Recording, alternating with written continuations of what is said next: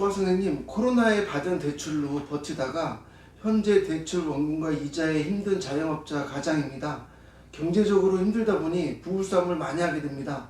어떻게 하면 부부싸움을 안 할 수 있는 방법 가르쳐 주십시오. 여러분 아셔야 될 게요.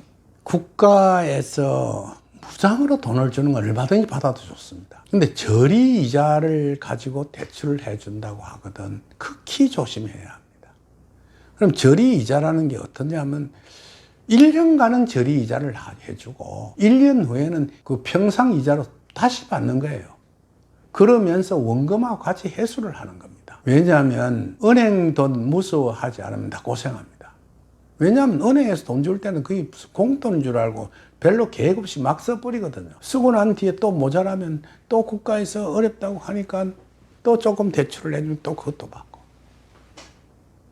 특히 지금 제일 힘든 사람이 누구냐면 나도 많은 사람을 보는데 부동산이 막 엄청 소리 솟고 난리를 빼니까 막차 탄 사람이 영끌입니다. 그걸 가지고 자기 돈은 예를 들어서 한 10%쯤 어디 빚을 내든지 가지고 있던 돈을 가지고 예를 들어서 계약만 하고 나는데 중도금하고 잔금하고는 한마디로 전부 다 대출을 가지고 이러고 나왔어요. 그거요. 내가 그저께 난 산대 부산이라서 그런데 유튜브에 보니까 부산에 있는 아파트가 그것도 아주 큰 대형 아파트들이에요. 위치도 좋고 약 한 40% 이상 다 까졌더라고. 10억짜리가 6억, 어떤 데는 10억짜리가 5억 이렇게 내려가 버린 거예요. 그래도 안 팔린다는 거예요. 그렇게 해도 안 팔리고 급매물로 해서 그보다 더 싸게 내놓으면 누가 입지를 한다는 거예요. 그런데 영끌 해가지고 분양받은 게 그게 팔리겠습니까? 그건 자기가 살려고 산 게 아니거든.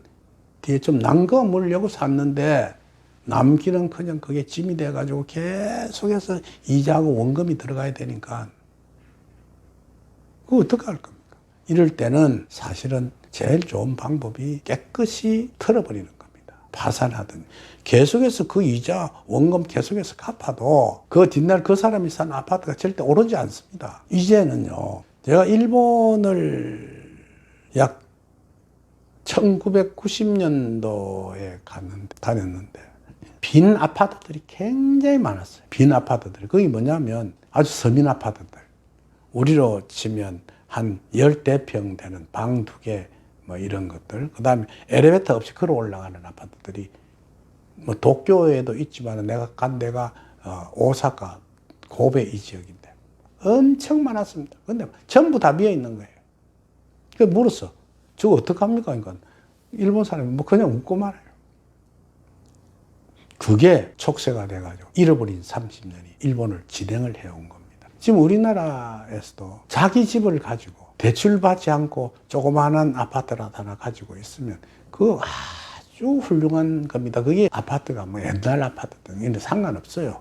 되게 잘 사는 사람들, 아주 모양새게 사는 사람들은 그건 사람 복이니까 어쩔 수 없지만 우리 같은 서민은 그러면 만일 그러한 대출과 이런 것에 시달리면 부부가 잘 의논해서 털어버려야 됩니다. 예를 들어서 신용불량자가 되든 어찌하든 간에 그것도 솔직히 갚아주려고 계속해서 가면 끝이 없는 거예요. 맨 마지막에 남은 게 뭐냐, 빚만 남는다고. 그러고 앞으로 엄청 불경기가 옵니다. 지금은 4월 달까지 총선 때문에 국가에서 어찌하든지 간에 어떤 방법이든지 사람들이 불만하지 않도록 하려고 자꾸 달래는 판인데 선거가 끝나고 나면 딱 한마디로 해야 안면 바꾼다고. 왜? 국민한테 모시고 좀 봐주시오 하는 건 선거밖에 없거든.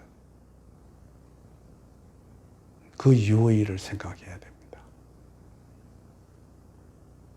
그러니까 제가 생각할 때 부동산이든지 사업이든지 간에 한 수 잘못 떠서 손해를 보면 작게는 5년, 길게는 10년 정도의 데미지를 입어요.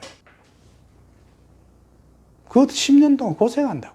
수 한 수 잘못 든 게. 그래서 그 잘못 든 수를 가지고 있는 경우는 뼈를 깎는 자기의 변화를 가져와야 합니다. 그걸 혁이라 하거든요. 우리가 가죽을 벗긴다. 혁이라는 건 뭐냐면 짐승 가죽을 말하거든요.